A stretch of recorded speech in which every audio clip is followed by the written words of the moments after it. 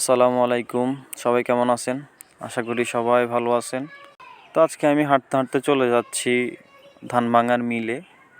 সেখানে গিয়ে আমি সর্বপ্রথম এখানে থাকা ভ্যানটি বাহির করব, কারণ এই ভ্যানে করে আমাদের ধানগুলো নিয়ে আসব।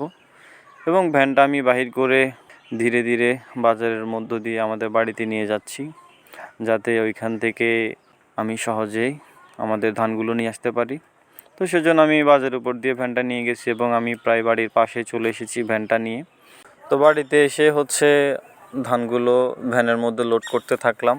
লোড করার পর আস্তে আস্তে এগুলা ধান ভাঙার মিলে নিয়ে যাচ্ছি, যাতে ওইখানে এগুলা নিয়ে ভাঙতে পারি এবং এই ধান থেকে চাল তৈরি করতে পারি। তো আমরা ধানগুলো মিলে নিয়ে এসে আস্তে আস্তে ঢালতে লাগলাম, যাতে এখান থেকে সহজেই এগুলা মেশিনের মধ্যে দিয়ে চাল বাহির করতে পারি।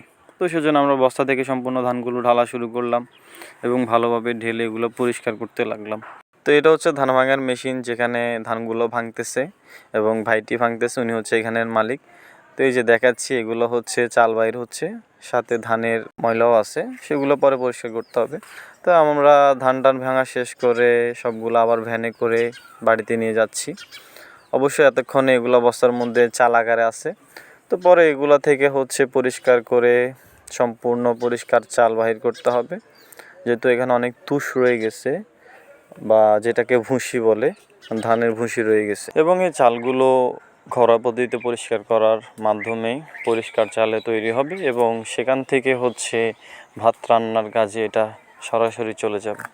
তো এভাবে গ্রামে গঞ্জে বা ধান থেকে যেভাবে চালের উৎপাদন হয়, এটার একটা প্রক্রিয়া।